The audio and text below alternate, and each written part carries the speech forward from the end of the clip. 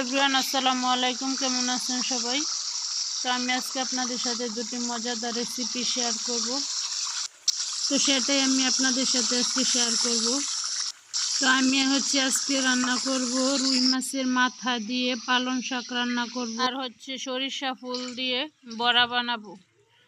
তো আমি এদিকটায় রুই মাছের মাথাটা কষিয়ে নিয়েছি মশলা দিয়ে, আর এদিক দিয়ে আমি কিছু আলু সিদ্ধ করে দিয়েছি। আলুটা দিলে কিন্তু মজা হয়, বেশি খাবারের টেস্ট আরও বেড়ে যায়।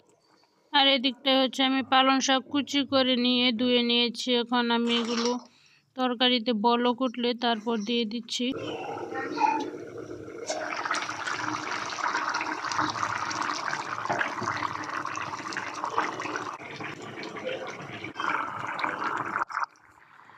আর এদিকটায় আমি কিছু টমেটো এড করেছি। টমেটোটা দিলে ফ্লেভারটাও বেড়ে যায় এবং তরকারিটা খেতেও মজাদার হয়। এখানে আমার তরকারি রান্না কমপ্লিট।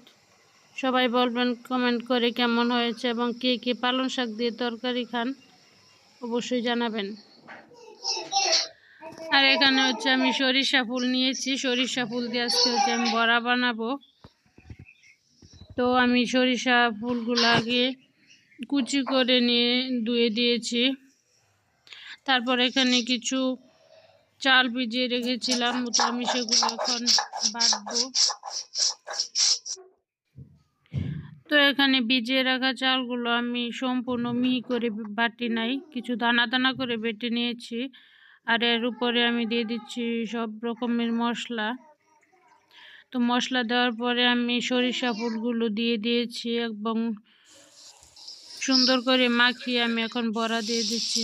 তো কেমন লাগলো আজকের ভিডিও সবাই কমেন্ট করে জানাবেন।